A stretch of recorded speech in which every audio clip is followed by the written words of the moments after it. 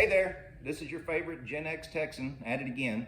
I wanted to tell a story that would be humorous to you and be lighthearted and kind of show the fun we used to have back then. I took a poll on Facebook of all my friends and asked them if they'd like to hear my tequila story and the reason I don't have a friend named José Cuervo anymore.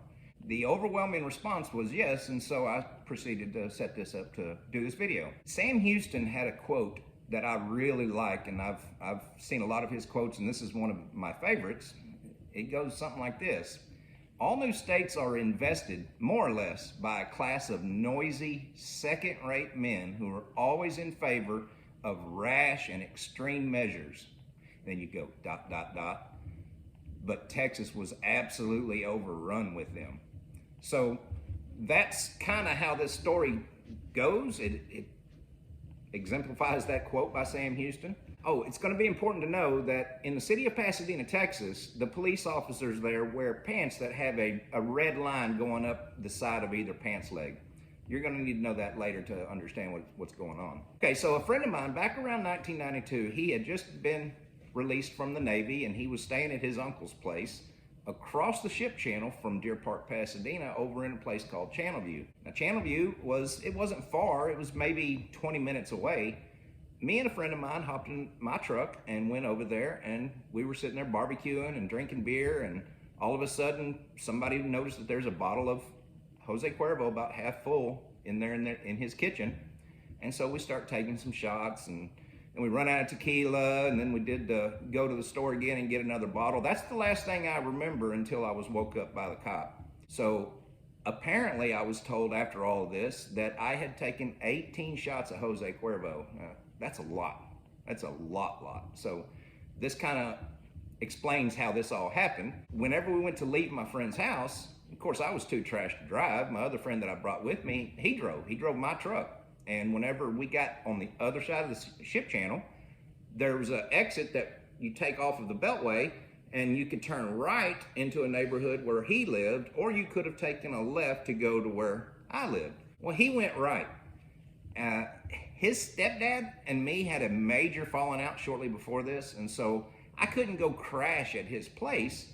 So what my friend did was he took me into the neighborhood, but then he pulled my truck into a long field that supported the Highline structure there for the electricity, and he just parked the truck and walked 2 streets over and went to his house and left me sleeping in the truck.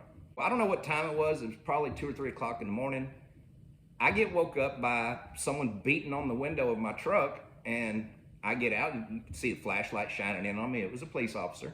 And I get out of the truck, and this is where I come back into remembering things. I couldn't remember anything from the liquor store to that point. But when that cop asked me, do you have any idea where you're even at? I told him, and this is a quote, I told him, the last I knew I was in Channelview, but judging by that red stripe going up the side of your pants, I'd say I was somewhere in Pasadena. And he said, you win the prize, you're in Pasadena. And I said, okay. He says, well, you're just gonna I gotta take you in, PI, you gotta go to jail. I said, yes, sir, officer, no problem. Turn around. You don't mess with Pasadena police back then. Pasadena was good old boy, and you just watched your P's and Q's with Pasadena, so it was never a confrontation.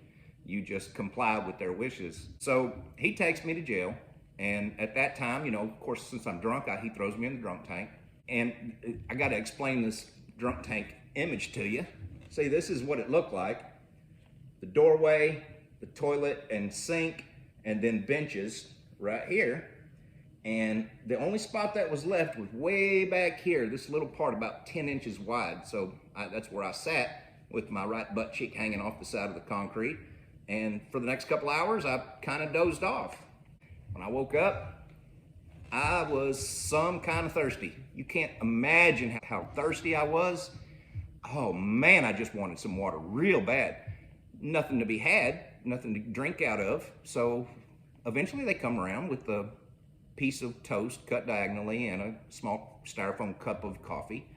And I'm like, great. And so I grab the coffee and I throw it down that little sink, and I reach over to press that cold water on, and no, they played this game before and there was no cold water turned on. And I thought, as everybody would, maybe if I hit the hot water spigot, it'll have enough cold water in there to be able to fill up my cup and have some water. When I went to touch that little button that turned that faucet on, and this is no exaggeration, I saw 3 steamy drops drop out of that spigot. And so there was nothing to drink. There was just nothing to drink. So I sat back down, didn't know when I was going to get out, didn't know anything about anything because I was in there and I didn't know anything, right? And that's how it happens in jail. Well, I was thinking to myself, man, this is a low part of my life. I just cannot believe this is where I'm sitting right now. This is just horrible. You know, I'll never do this again. Nothing could be worse than the situation I'm in right now. Well, it got worse. It got real worse. So, long about that time, there was a fellow sitting about right here. Well, he got up, moseyed on over to that toilet, and proceeded to take the nastiest, fartiest, liquid-sounding bean burrito crap that you could ever imagine hearing, and I had to sit right there next to it. And it was horrible. That's why me and José Cuervo don't hang out anymore. I hang out with my other people, you know, beer and maybe a little 101 turkey or something like that. But I don't do tequila shots anymore, and that's exactly why. Now, if you've ever been in a situation like this, I'd like to hear about it. I'm not embarrassed by this. This is just part of growing up with my crowd. We had a lot of fun, and we raised some hell, and we all turned out okay. But yeah, we had some fun back in our time, and I'm not ashamed of it. We had a lot of fun. So anyway, it was nice to be able to tell you all this story, and I hope this satisfies all my friends. We'll see you next time. Thank you.